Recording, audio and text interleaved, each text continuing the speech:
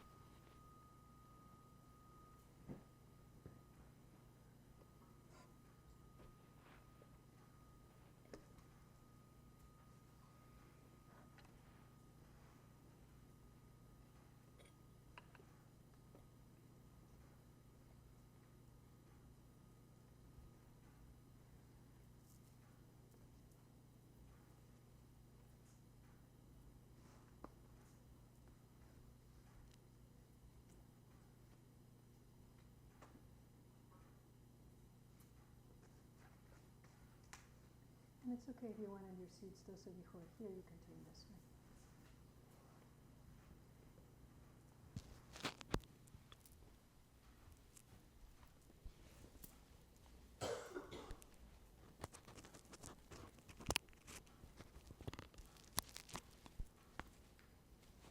And we're okay with that, Mike? Okay.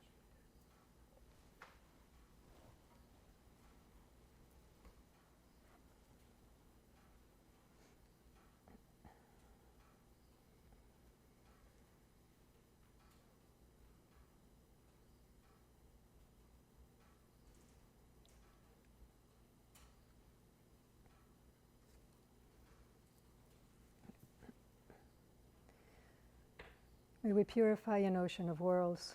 May we free an ocean of beings. May we see an ocean of Dharma. May we realize an ocean of wisdom. May we purify an ocean of activities. May we fulfill an ocean of aspirations. May we make offerings to an ocean of Buddhas. May we practice without discouragement for an ocean of eons.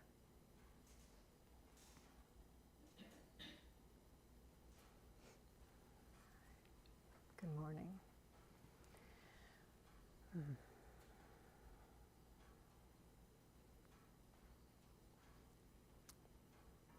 So today we are doing Dharma Encounter, shosan, and with it concluding our 2025 Spring Ango. This is our fourth Ango as a Sangha, as the Ocean Mind Sangha, after roughly a little more, actually, I think more like 5 years of practicing together. And, you know, when I think about how that's evolved, part of me is constantly surprised, and part of me is constantly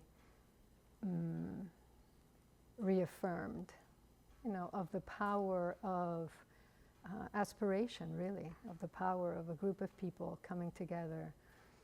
And not just a common goal, but, you know, facing in the same direction and wanting to make something of this life. And so it is thanks to your practice and your aspiration that I can be here, certainly, that we can all be here. And that's not a small thing, as my teacher used to say all the time. Shosan means, sho means little or small, and san is a meeting or a consultation. So it's a brief public meeting with a teacher, right? So daisan is the private meeting with a teacher.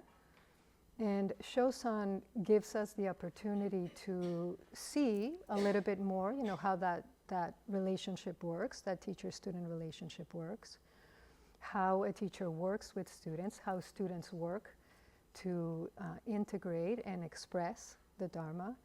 And so it's a wonderful way to learn how we're growing, both as individuals and as a Sangha. Because so much of our practice is private, right? Even though we're doing this together, what happens in Daisan is private. Certainly what happens in your mind Well, that's not actually quite private because we're constantly communicating. And we see that in sesshin, right? So clearly, especially when it's close quarters like this. We're constantly showing where our minds are, where our bodies are. And that's a good thing. So that we can continue to move through a space, to move through life, to move through the world in a way that is awake. And so Dharma Encounter evolved in Song Dynasty China as a way for teachers and students to meet and to learn from one another. And over time, it took on a very ritualized character. So in Japan, and to this day, in certain places in Japan, the way that it's done is the question, the theme that the teacher is going to bring up is known beforehand, and the answers that the students give are formalized, and so they're set answers. And so it's a bit more of a performance, but still it's, sometimes when we used to speak of it, when I was growing up in the Dharma, we would always kind of disparage that, that it's a ritual, everything is set, is rehearsed. But I've been reflecting on that, and the fact that sometimes we have to hear things over and over and over again. And so I imagine that Dharma Encounter was a way to, yet another way to bring across the teachings, the authentic, the correct teachings, if you will. And if you were a monastic who was doing Dharma Encounter, every month during ango, you were hearing the same things over and over again. And at a certain point, hopefully, they become your insight. They become your words. They become your understanding. So I don't think it's all negative that it was ritualized. But the way that I was trained, the way that I learned, was that it was a more spontaneous encounter. So you don't know what I'm going to talk about. I don't know what you're going to say, which in a more accurate way reflects what happens in Daisan, what happens in a private meeting. And it makes it very real and very immediate. And that is, perhaps one of the more transportable aspects of the Dharma, right? Because if it only worked here in this setting, in sesshin, then what would be the use of it in your life? But the ability to respond in each moment is exactly what gives us the strength, the fortitude, the resilience to respond in our lives. And also because once you see something for yourself, no one can take that from you. It's one thing for me to repeat the Dharma time and time again, and for you to take it in. But when you see it, no one can take that from you. And then that's how you can take it and use it in all sorts of circumstances in your life.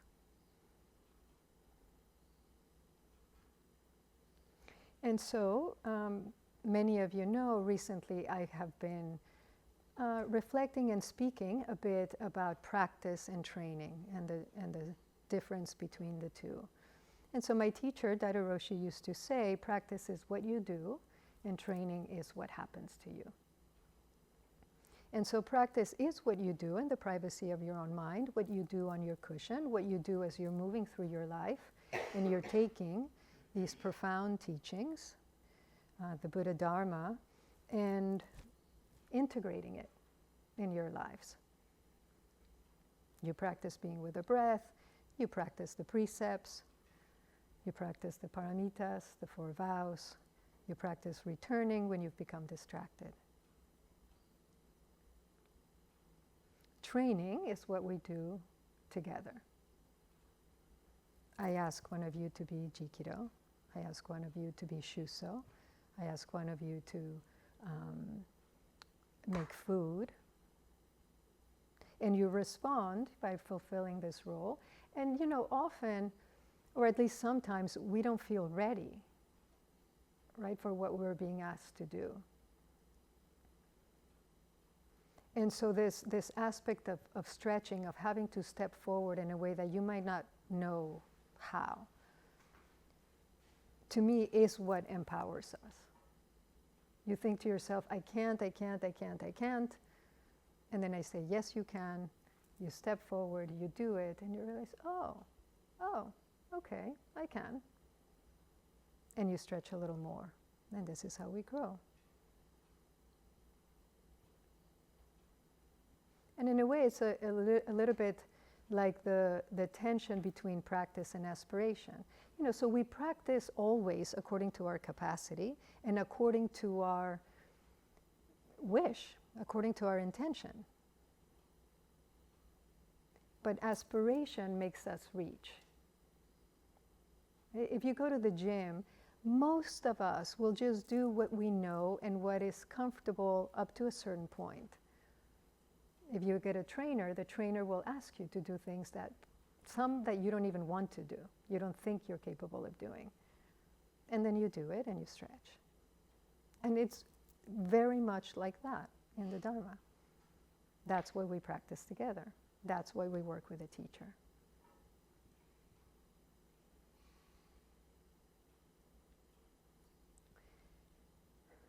And so, again, reflecting on a weekend like this, what it took to make this happen. Yesterday, as we were doing oryoki, which, by the way, give us one more day and we'd be experts at it. It's incredible how in 2 days, I wasn't sure how it would work because I knew we didn't have any of the serving implements, and it just flowed beautifully. So I looked down the row and I actually got choked up, and I thought, here we are doing it.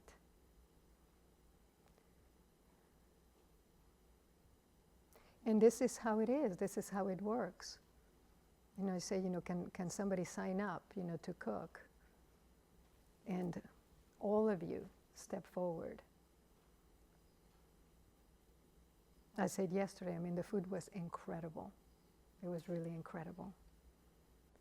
Those of you who brought the flowers, the beautiful flower arrangements that we have, that put the altars together, that made my tea in the afternoon.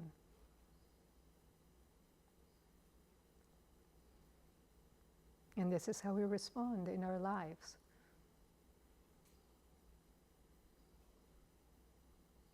We do this when it's easy or easier, in a group of noble friends that we know, we make a mistake, somebody will be there, they'll reach up and they'll pull you.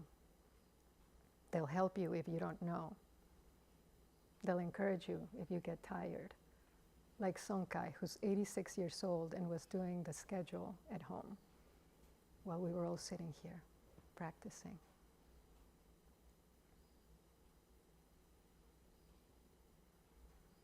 And so I know it would have been easier in some ways, more comfortable, to get a place and we pay a bit more, they cook for us, and it is not the same.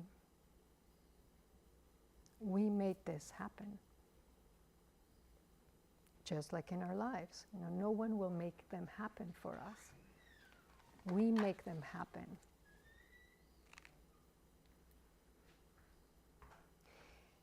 And what I have seen, because most of the time, we practice online, we practice virtually, and now and then somebody brings up a concern. I was concerned for some time. What I saw time and time again, what I continue to see, is that a screen is no barrier when it comes to aspiration. That as long as you want to practice, it is not a problem to have a screen. It is not a problem that we don't see each other all the time. It makes this so much sweeter, for sure. It makes this so much more important.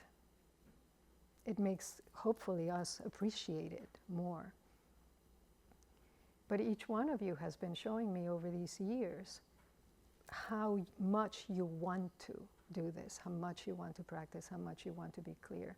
And I see you changing. And so I'm no longer worried about the fact that we practice on Zoom. Sometimes I don't even remember, to be honest with you.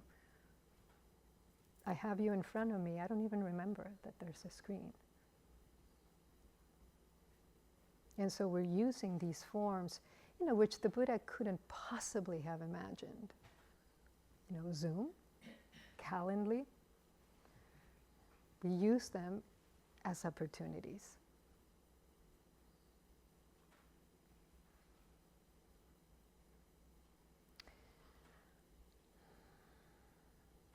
And also in this way, how we practice this weekend, because in making this happen together, we do make it happen together. We don't just come and receive. I said this before. Because this really is our vow. I know I speak of this a lot because it's so important, to not get small. Of course, sometimes we will be overwhelmed. Our lives will demand much of us. And so maybe we can just stretch a little bit. That's okay. That's okay. No one can realize themselves by themselves. No one, not even the Buddha. All the many years, all the many training, all the many people that got him to the point where he saw what he needed to see, and he said, what had to be done has been done. And so we are waking up together. And so my questions to you for this morning, Thich Nhat Hanh once said that it's possible that the next Buddha won't be an individual. He said it might take the form of a community practicing understanding, practicing loving kindness, a community practicing mindful living. And then he said, and the practice can be carried out as a group, as a city, as a nation. And so what does this mean to you, that the next Buddha might not be a person but a Sangha? What does it mean to you now as you practice with this Sangha? And then what does it mean then to realize that Buddha? What role does this Sangha play in your waking up? Maybe particularly now with everything that is happening in the world. And what does that waking up look like on the ground, day to day? And so the way that it will work is Komyo will come up first. So you'll come over to this seat here in front of me. You'll just do a standing bow and then take your seat. We have a handheld mic. If you could, please just hold that close to you so that as we're recording, we can hear the your comments or your questions. And then when you leave, I will say, may your life go well. You do another standing bow, and then you return to your seat. There is no set order. You're welcome to come, anyone who would like to. Just remember that this is how we polish one another. This is how we help each other wake up. So don't think about it too much. Don't worry about it. Let's actually meet in this way. All right.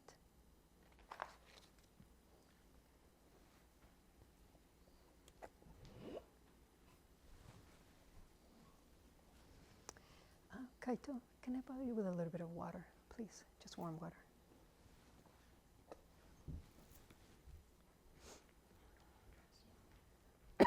As you would like. Sensei. Is that on?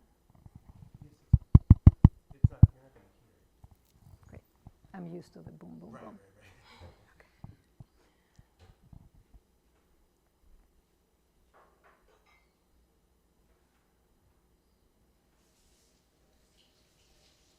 I so filled with love for the Sangha. How can that not be the Buddha? I take that love with me everywhere I go. That love holds me up. I take refuge in that love. And so what do you do with all the people who are not here? People who you might not particularly choose to be with, people that you might have difficulty with, people that you might have aversion with, too. So what do you do with them? I hold space for them. How?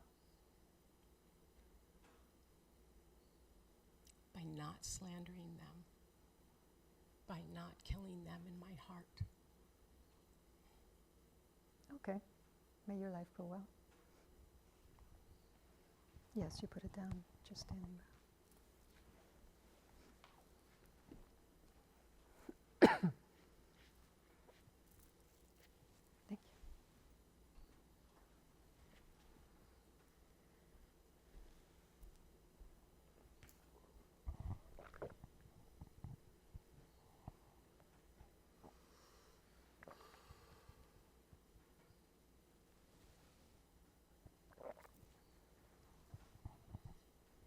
Sensei, I live my life in a way that a lot of people might find as retreating, ignoring. Why? How come? I don't read the news. I don't have TV. I don't have any media external things that come into me about the world. But I say to my wife all the time, I don't need to read the news to know what's going on. And so what do you do about what's going on? I stumble through the dark trying to hear the cries of the world. But there's a cacophony of madness that fills my ears, and everything I bump into in that dark I despise, I get angry at, and I don't know how to find my way out and hear those who need to be heard and lift those who need to be lifted. Well, lifted from where to where? From oppression to freedom to liberation. But why would you have to lift them? Because it's my vow. Is your vow to lift someone from here to there? No, my vow is to save them. And how do you save all beings? How do you save this being here right now?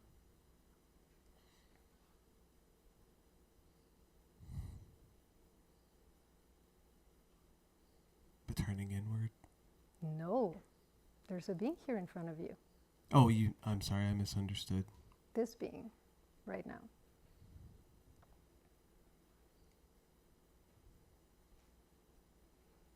Look at that. May your life go well. Thank you. Thank you for your teaching.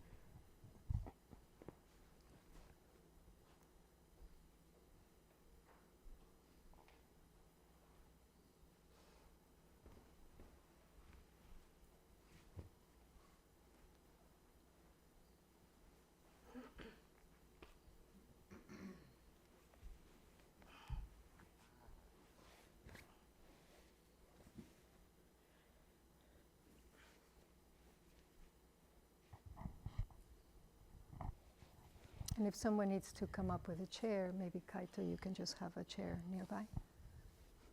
Sensei, is this on? Yes.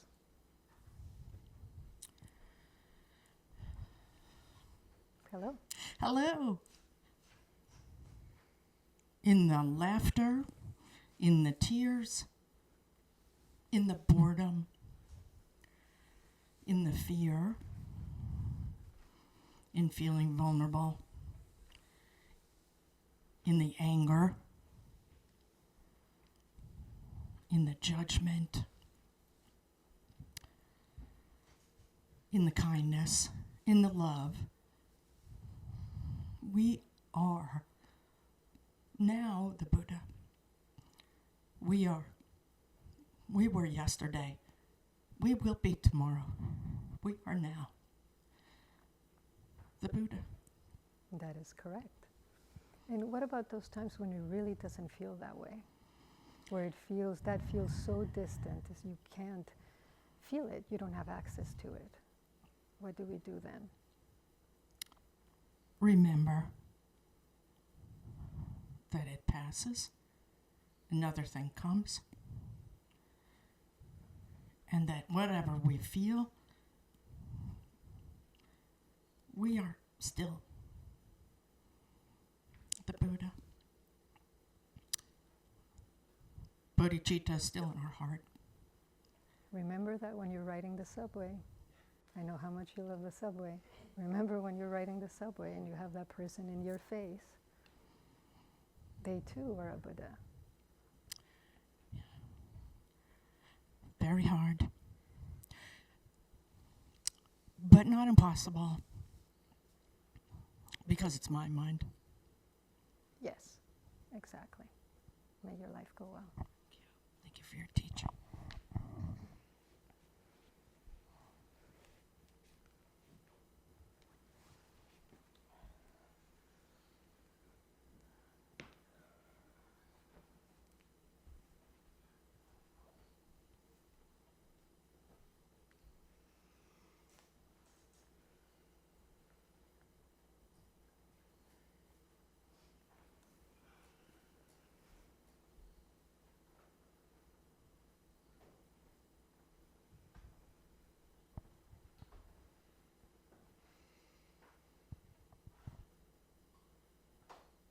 How do we create a community of Buddhas?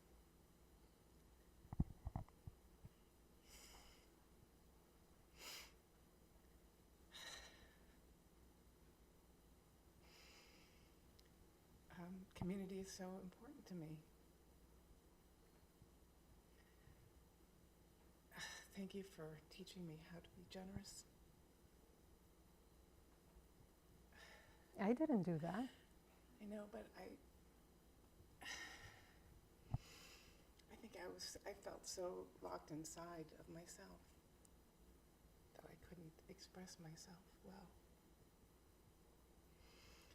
But through the practice, I've realized that we all have something to give and offer.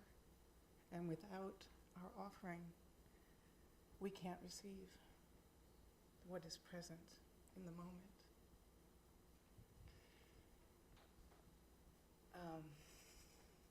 So now everywhere I go, no matter what I'm doing, I try to be present with the experience I'm having and to offer myself to what is before me in whatever way it shows up, even if it's difficult, even if I'm having difficult emotions. The most important thing is to be with what is there in front of me. Right. And so to build a community, it requires me to be with others, no matter where I am, what I'm doing, in the supermarket, at work, on the cushion. And that's the way to build it. One person at a time, one flower at a time. Yeah. And this is why this kind of thing is such great practice for that. We've been saying how in this space, in the silence, and the stillness, everything becomes magnified. It doesn't even become magnified. We just see it more, right? Because we're not moving so fast. We're not talking to ourselves all the time. And so we feel the annoyance. Oh, this person, is breathing loud. Oh, I love everyone. And we see the emotions changing, like sometimes second by second. And we see ourselves responding, and we see how we can create suffering in that instant and how we can put it down. And how it is actually our choice, right? That's what I said yesterday. Mm-hmm. We can't control what happens to us, but we can always choose how to respond. And, there are many things in our lives that we would rather be otherwise. Yesterday, I was telling some people, in the 15 minutes before Fusatsu, I was like, let me put on a nicer shirt, so I change. I'm like, I'm going to go to the restroom before we begin. I go to the restroom, and the toilet is clogged, and it's filled. And I'm like, nobody told me. And so I have a choice, do I just turn around and hope somebody will take care of it? So I roll up my sleeves, I'm plunging the toilet. Then I come out and I'm doing fusatsu. And I'm like, this is actually a pretty good metaphor for the work that I do. Just unclog the drain to let the shit flow through. So we just respond. Kurt mentioned, hearing the cries of the world, Avalokiteshvara, the one who hears the cries of the world. It's not dramatic. It's not, you don't come in your horse with a flowing mane and your spear. It's, you unclog the toilet. You pick up the trash. You get, another trash bag. You prepare a meal. Most of the time, really, it is very basic. Because we see what's happening in the world and it all feels so large, and it is large. But then we're like, then I can't do anything. We can always do something. We can always do something. And so the question is, what do I do? What good shall I offer, shall I do today? May your life go well.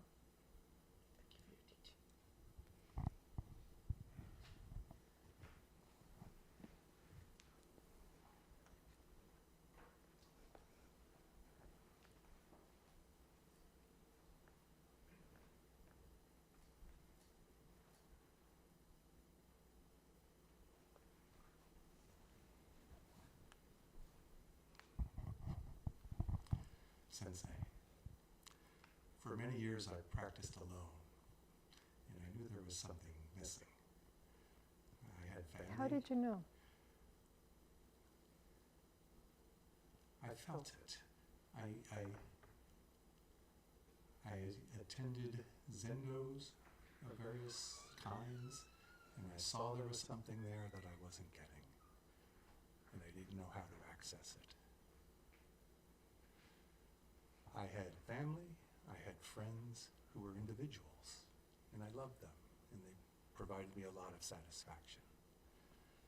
And then I joined this community, this Sangha, and it's like, I get it. It's individuals, but it's more than individuals. And that sense of community that starts with the Sangha has spread out in my life to include my friends and family, and has spread out even more.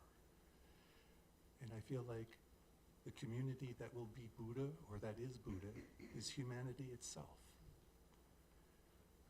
And yet I have an issue or a problem in that expanding community with, I guess, a class of people who even here seem to be exceptions to the rule of loving everyone. There are political leaders. And that's something I don't know what to do about. So you mean that you feel that the difficulty in loving everyone? Yes. Yes.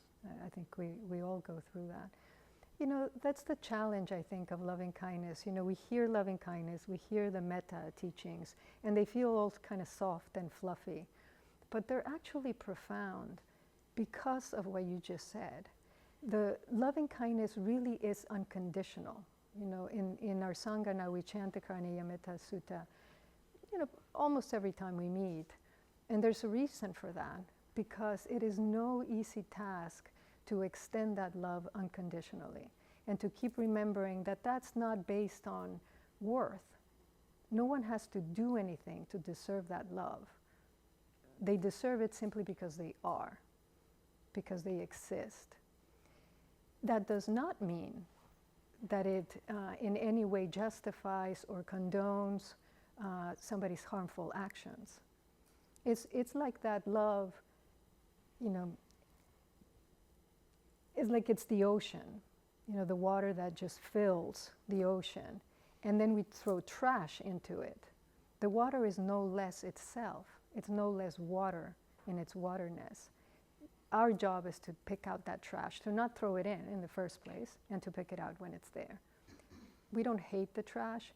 We don't even hate the people throwing it, because that's a waste of our energy, our precious energy. So we go in, we take out the trash, we put it where it belongs, and then we work to how do we do this together so we don't fill this ocean with trash? How do we do it? What do we do so that we honor the sacredness of this gift that's been given to us and that we have on loan? We forget, we often act as if this is forever. This isn't forever. And we have it on loan, and we're supposed to be stewards of it. And we don't always do a good job. But that's why I've been saying recently, to really work with our minds to do what will be most effective. And hating another, cultivating ill will for another, aversion for another will not help anyone. And so the work is to continue to turn in and be like, how do I cultivate this love and do what needs to be done? Take care of what needs to be taken care of. So that's why it helps to do it together. May your life go well. Thank you for your teaching.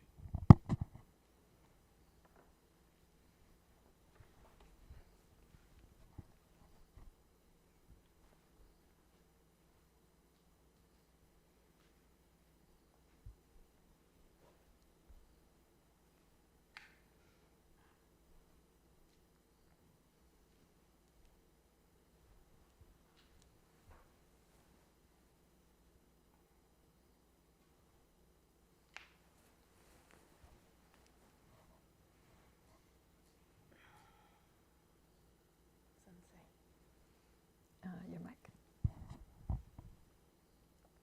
Sensei, it's been wonderful to meet with you in Sangha, eyebrow to eyebrow.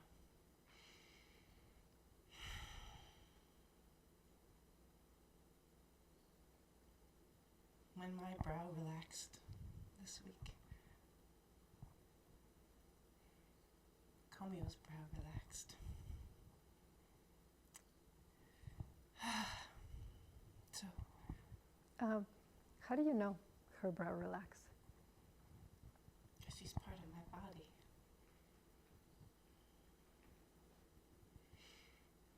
And that's just how I feel. We're a body. That's what I've been experiencing this weekend as a Sangha. I think, just in general, I think Sangha is sort of one of the treasures that can be more difficult to understand. It takes a while. So, and this stream that we're flowing in is also our body. So, I want to be brave and go out and help. I want to help. And I feel like there's things to do that I don't know if I'm that brave, if I can step up. Mm-hmm. I've stepped up here. It's helping me do that. Exactly. Darla asked me, how do you know so much about the music? I said, I don't. But that's how I know. I got my butt kicked and I did what I did last time and now I can help someone else do it. Really. So, anyway. I think what you said is the key, when you realize, Noah is the spleen and Casey's the liver and Margarita's the foot, Exactly. that we really are one body. And you really begin to feel that in yourself. You take care of each part differently. And we're not always going to be in concert. Sometimes we will disagree with one another. Sometimes a moment, a flash of aversion will come up. But when you keep remembering, yes, but this is my body, then you tend to it. The point is not all of us to be the same. That would be horrific, actually. the point is to learn how to live together. You know, I say this all the time because it's the question that brought me to practice. How can it be? How can it be what we create? You know, when we were in New York, you know, Kira and I, we went up to the edge as one of those observation platforms. And so you're seeing the whole city. And I was just looking out over it. And it's a feeling I often have in New York City, particularly, of what human beings are capable of.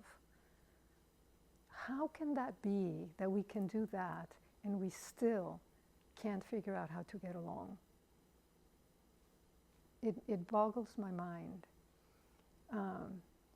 And then we spend a little bit of time together and realize, yes, because we see things differently. We want different things. We don't really, but we think we do. And so then we fight, and then we separate, and then we look at what is different, what is other. And in our practice, we keep reminding ourselves, yes, we're different. Absolutely. You know, each of us is unique. And we are also one thing. So let's not forget that. May your life go well.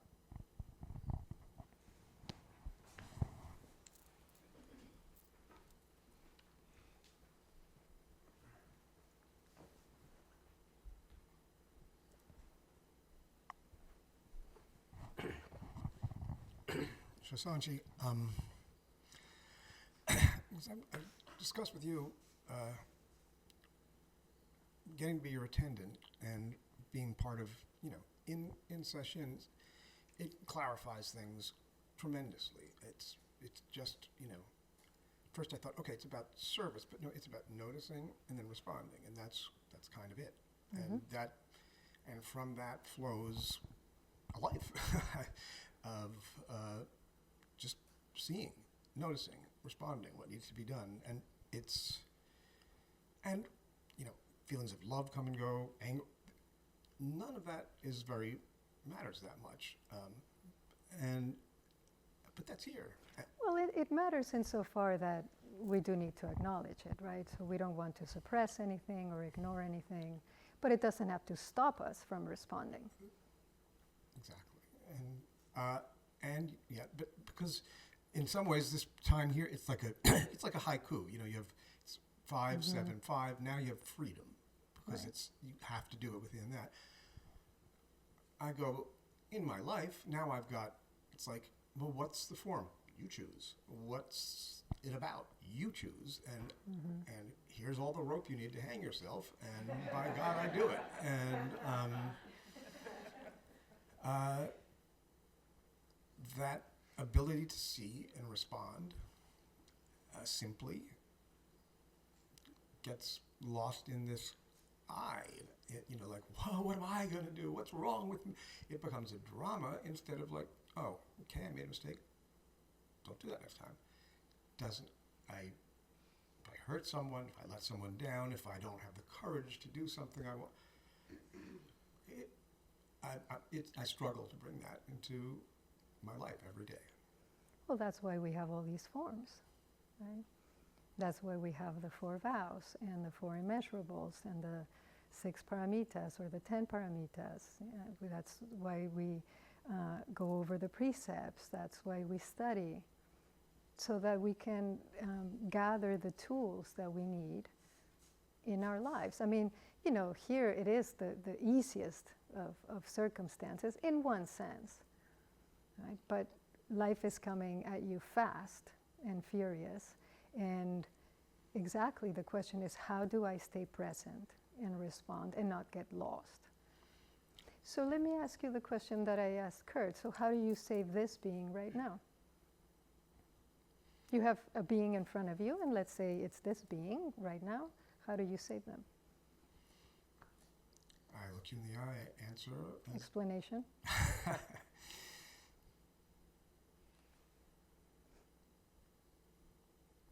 Very happy to be here and be sitting here face to face with you.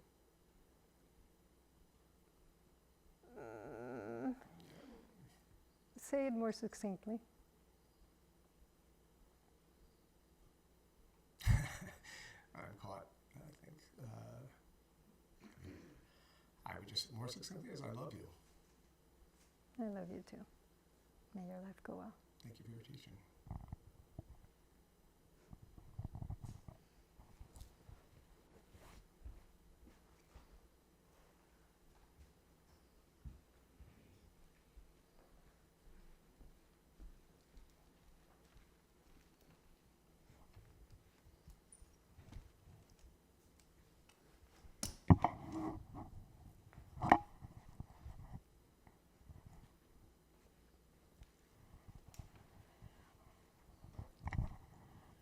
I am here because of sanghas in my life. Sometimes you see me on the screen as OWOW because I'm with 6 women on a Monday night, the old women of the way. Oh, wow. Oh, wow, it's right. And one of them said, you should get Zuisei as your teacher. Okay, maybe it's time for that. And that sangha came from another sangha, which came from another sangha. I really don't know what I would do if I was sangha-less, because that's been so, and everybody here, thank you for lifting me, giving me things, hugging me, bringing me chairs, bringing me my table curtains. I never thought I would want to have people wait on me. I would be the one that would wait on other people. And I thought, wow. I don't know that they're waiting on you. Well, I mean, Maybe service. let's Somebody reframe said, that a little bit. Somebody said service. Okay, I'm service. Helpfulness, caring. It just was so evident. And usually that's what I give and not get. So I've been getting it, and it's been Is it hard very hard. It is Why? so very to receive?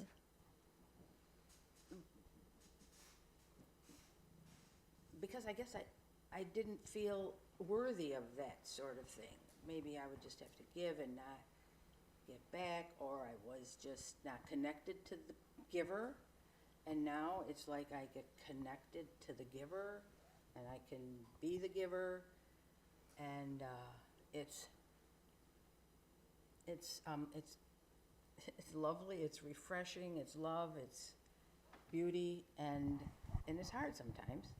But I am just real grateful for sanghas. And then I have a book club, and all of a sudden one of they're not Buddhist or trying to be or wanting to be, and one of them said, I think this is our sangha.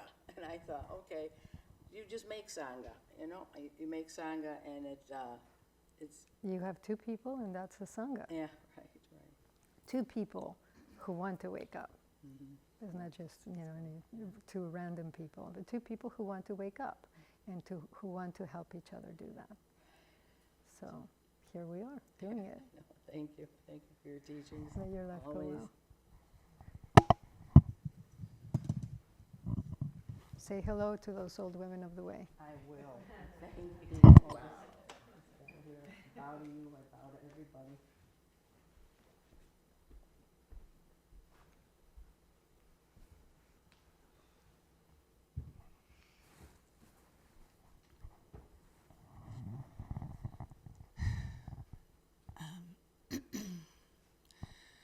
I used to think that unconditional love was only for my children. And the Sangha has really shown me that everybody is perfect. Why is that funny?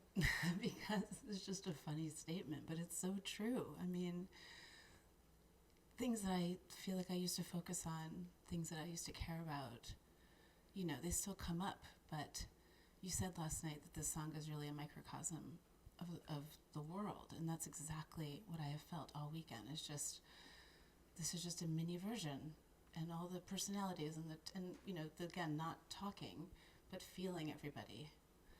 And it's just been so profound. Let me say something Yeah. about that, because that's really important. That when we're not talking and we can really feel one another. There's so little silence in most of our lives right now. And it's not that we don't feel. We're constantly picking up each other, and we're certainly picking up our own minds. but it doesn't register because we're just rushing by. Yeah. And unfortunately, what happens is we then react, and we don't even know what we're reacting to. Mm-hmm. And so here, things kind of get slowed down, they get more visible, and we're able to see, oh, this person did this, and I responded in this way. Oh, I tend to respond in this way to this particular kind of thing. Oh, I wonder if there's another way of doing this. And you also can't fall into your usual ways of dealing with things. You know, even Exactly. losing my voice on the car ride up here and driving you all was very unusual for me not to be able to talk. So it was like, I feel like I had a jump start on, being silent and figuring out like how to be with. It was even more challenging to be with people that were talking and telling stories. And I had all these things I wanted to say, and I couldn't say anything. But it was also very beautiful because I really just was listening, and I was extremely present. And sometimes when we're talking, we're not as present. So it was really actually kind of a gift, I think. But I love the Sangha, and it's a community that I cherish. Yeah, and I just want to say something about the silence again, that because sometimes we could perceive it as, oh, there's this thing I have to do when I come to something like sesshin. And it's not like that. We're creating a container. It's not about the discipline of it.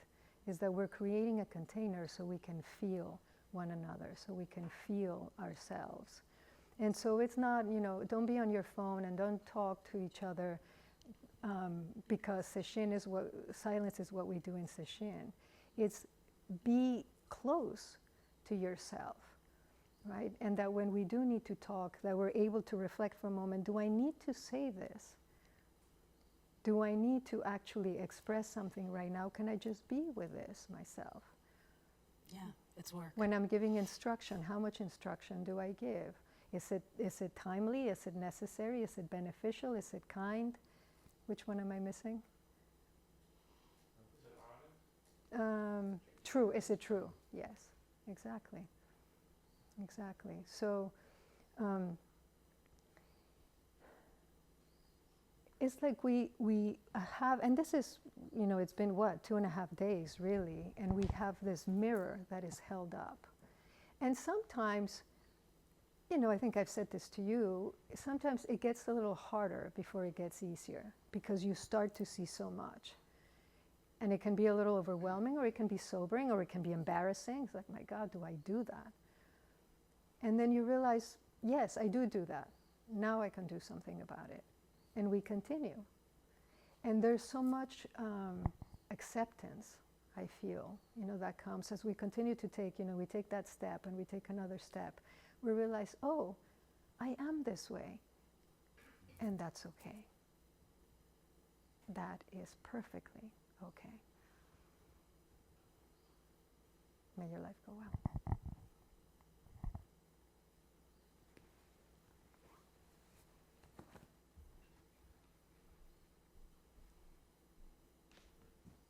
So we'll do maybe just a couple more.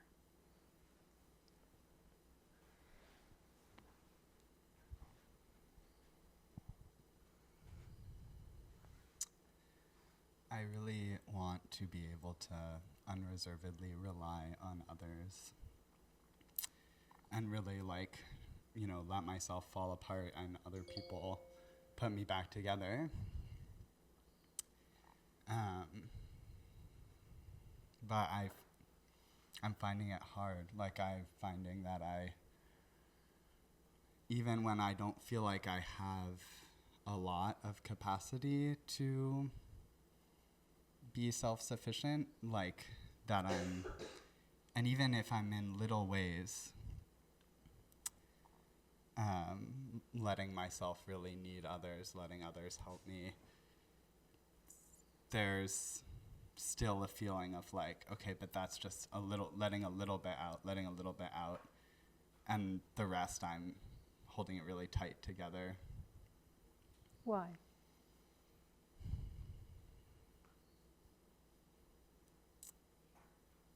I can't, and I don't know that I've ever not done that maybe since I was like a baby.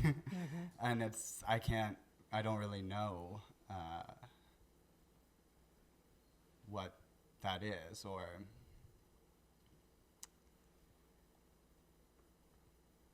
and I guess there's a fear of like, what if I'm falling and waiting for everyone to catch me and put me back on my feet, and they don't. Yeah. So kie, to unreservedly rely on, to throw oneself, is what we do when we take refuge, right, in the three treasures. And I understand, I can relate. And in my sample of one, in my own lived experience, but then also what I have seen, is that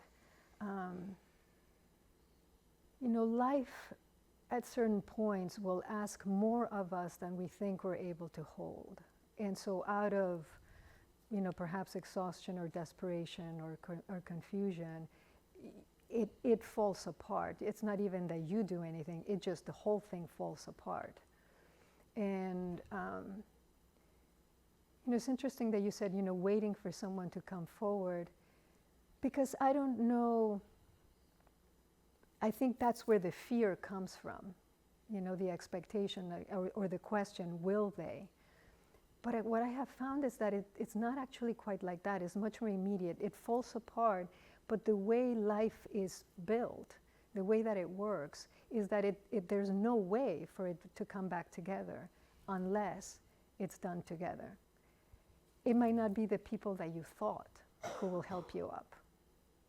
It might not be the events that you thought, that will help you get back on your feet. But life is constantly, there's that Rilke line, life holds you in its hand and it won't let you go, something like that. That has been my experience. And so that trust, I think comes really out of that moment of surrender. It's like there's a point at which you have no choice but to trust something more than just you. And life holds you. So I hope that you will see that. Thank you. May your life go well.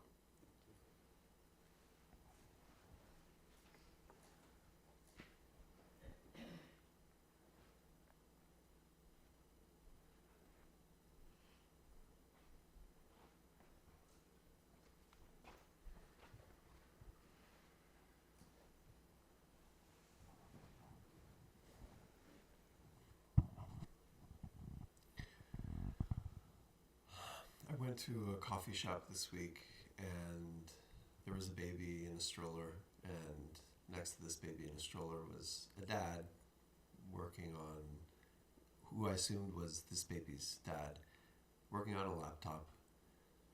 A very liberal, progressive town.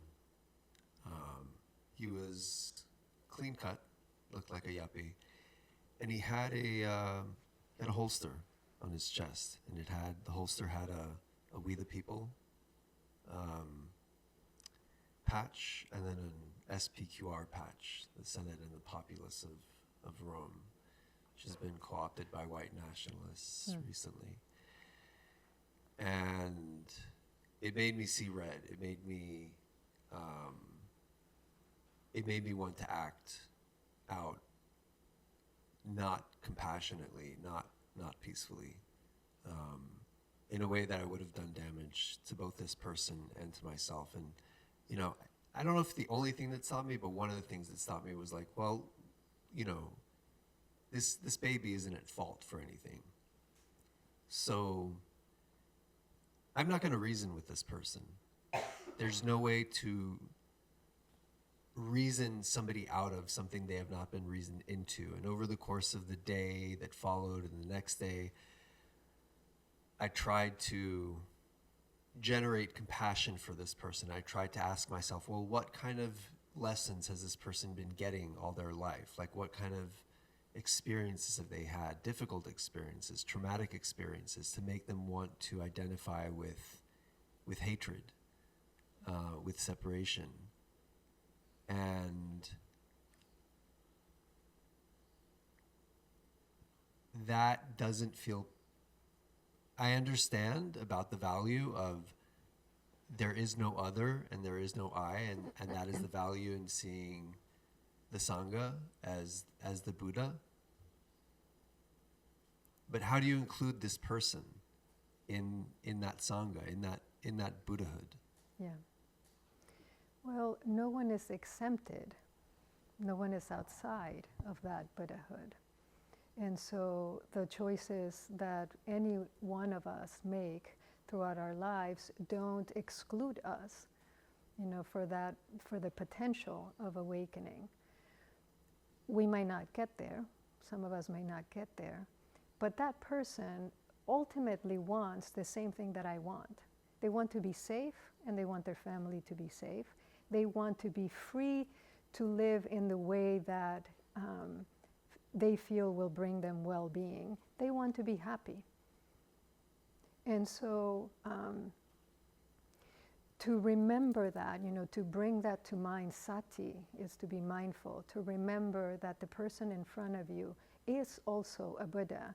Again, does not in any way condone somebody's actions if the way that they're acting is harmful. But the basis, the ground on which we are all walking is that wakefulness, at least according to Buddhism.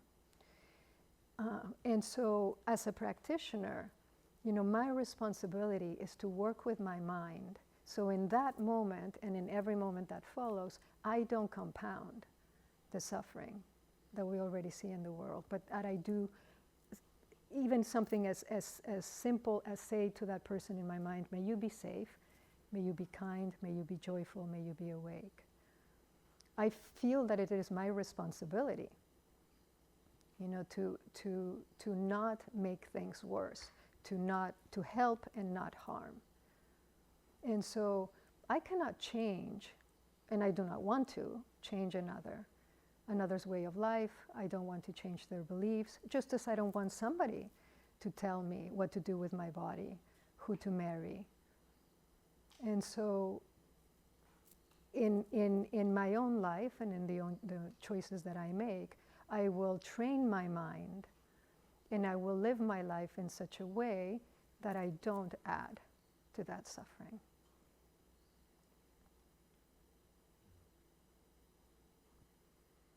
May your life go well. Maybe last one.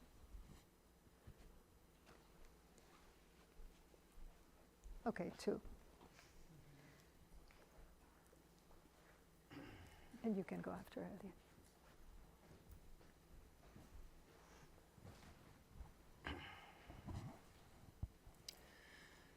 Shosanji. So you open this with the next Buddha maybe will be a Buddha of community. Where isn't the body of this Buddha? Where isn't? Exactly. Can you find that place? No place. Right. And so what does that mean? I was what not... does that mean, for example, for what Hogetsu just said? Well, you just said, how do you not compound this harm? Mm-hmm. And I immediately saw how I was compounding that harm with friends of mine, that I will have that bickering. Maybe we don't have the same political beliefs. Mm-hmm. But in our self-righteousness, we can create that barrier where we create that separation that we vowed not to create. Well, you know my phrase, I would rather be free than be right. Amen. And, again, it does not have to... particularly when we're with family, when we're with friends, the climate now has separated families, has created rifts in friendships. And somebody said something very interesting. Who was it? This week, friends of ours were saying, I think it was Kira's friend, we are arguing about people who don't know anything about us. We will never meet them. They don't know about our lives. And you and I are not talking to each other because of them? That's insane. And the other person was like, oh, you're right. Okay, so then let's find a way to be together. We have to find a way to be together. And yes, it's definitely getting harder because of all the rifts that we're creating that are not there. They are not there fundamentally. That's why it doesn't work. That's why violence as a response to violence doesn't work, because it doesn't end. And so, again, I do feel very much that our responsibility, we're working to see a little more, to act with clarity, to act with wisdom and compassion. That is our vow, that's our imperative. At the cash register in the supermarket, at the person who cuts you off in their car, the person you sit down at the table with and they have views that you may find abhorrent even. Okay, in that moment, how do you save that being? And it does not, saving, we know, is not what we think normally. It is not changing them, it is not fixing them. It is to meet them completely. May your life go well. Thank you for your teachings.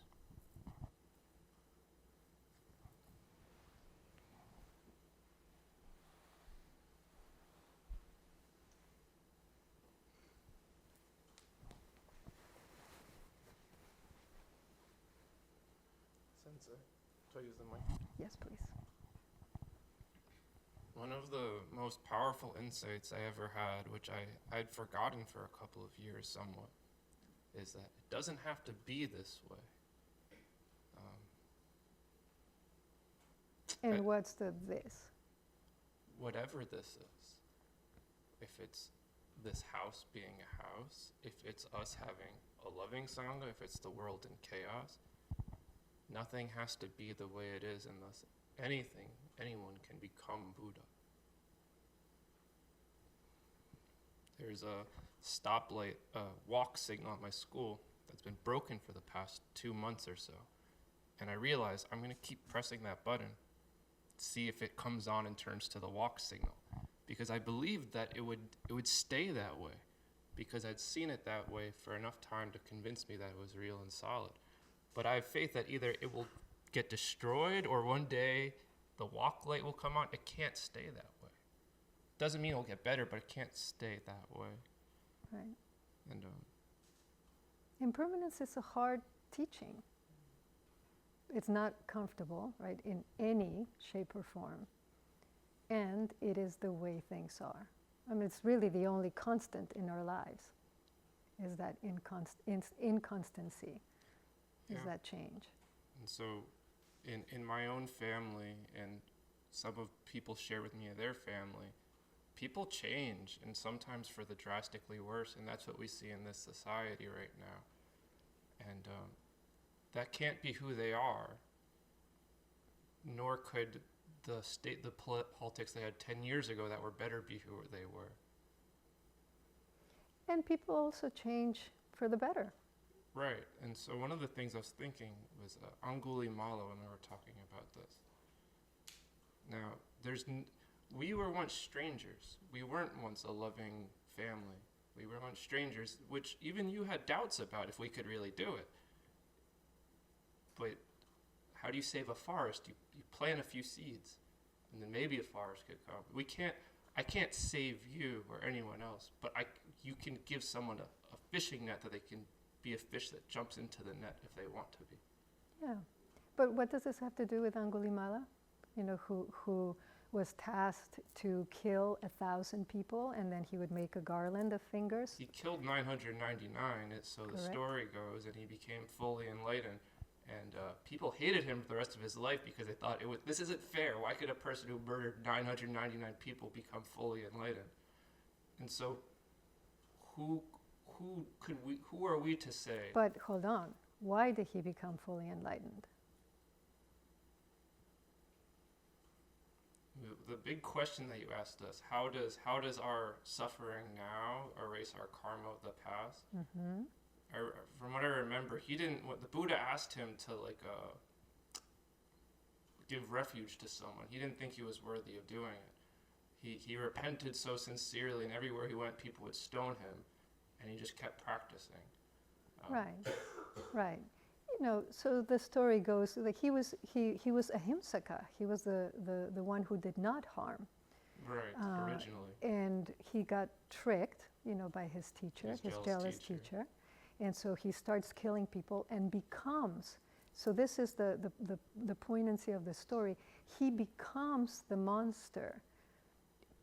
Through his actions, through the killing, he can no longer even remember who he is. And then he sees first his mother walking by, and he decides, okay, well, she's the last one. But then somebody had told the Buddha about him. So the Buddha walks by with his crony, Ananda, and says, okay, I'll kill him instead. And he starts running after the Buddha, right? He starts chasing him, and the Buddha's just calmly walking by, and as fast as Angulimala is running, he cannot catch up to the Buddha. And so he yells to him, he's like, stop! And the Buddha turns and says, Angulimala, I have stopped. It's you who haven't stopped. And that's the moment when he realizes what he's done. And he falls to the ground. He falls apart. He falls apart, starts crying, realizing what he has done, and asks the Buddha to ordain him. And so the Buddha does, and he picks him up. And when the people are stoning him, he becomes a shramana, he becomes a monastic. And when the people are stoning him and pelting him with sticks and insulting him, the Buddha says, bear this, shramana, bear this suffering, because it is what will turn your past karma. So to me, the fact that afterwards he becomes enlightened, it's a little bit like cherry on the cake. It's that moment when he realizes what he's done and he repents. To me, that's the moment. That's the whole thing in the story. And as I said last night, every moment is like that. Every moment, no matter what you have done, in every moment is the potential to see, to repent, to turn, and to start again. Isn't that incredible? May your life go well. Thank you for your teaching.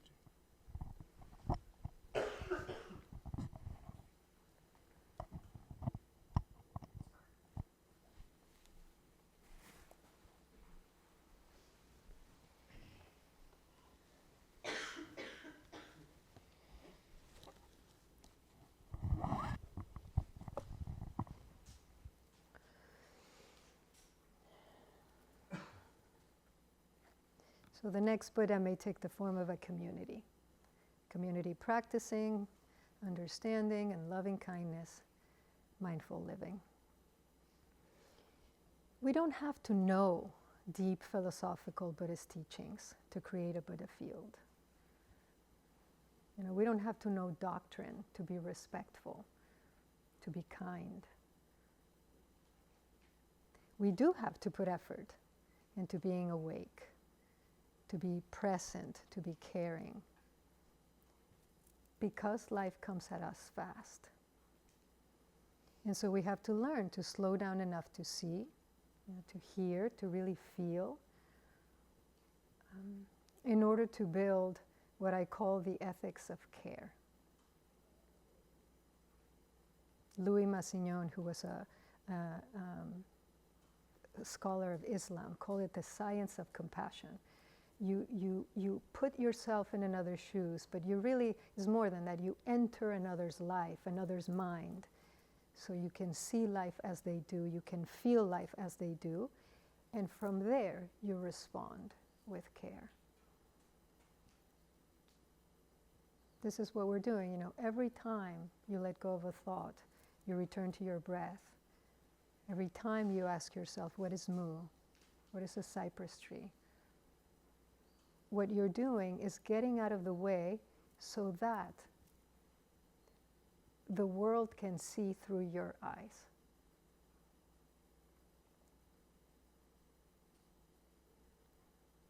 Dada Roshi used to say that what we do, that our practice, may be the most important thing we can do with our lives.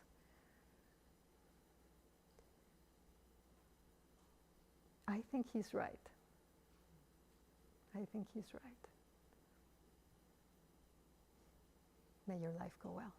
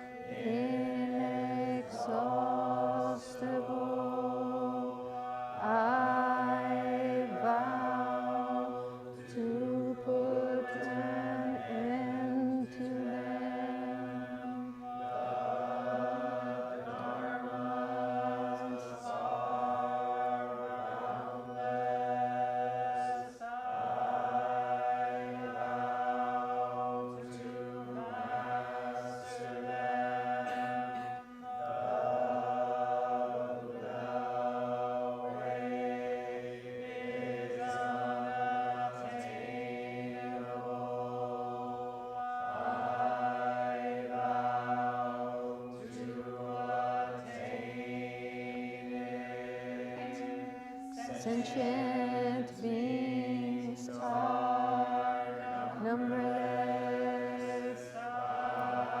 I vow to save them. Desires are inexhaustible. I vow to put an end to them. The dharmas are boundless. I vow to master them. The Buddha way is unattainable. I vow to attain it. Sentient beings are numberless. I vow to save them. Desires are inexhaustible. I vow to put an end to them. Dharmas are boundless. I vow to master them. The Buddha way is unattainable. I vow to attain it.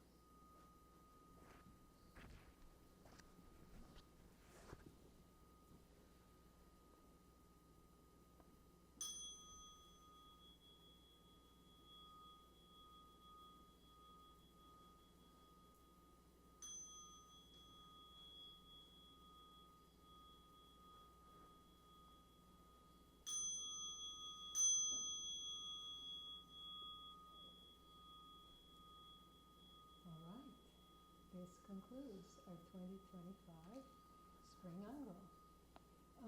Let's take a picture.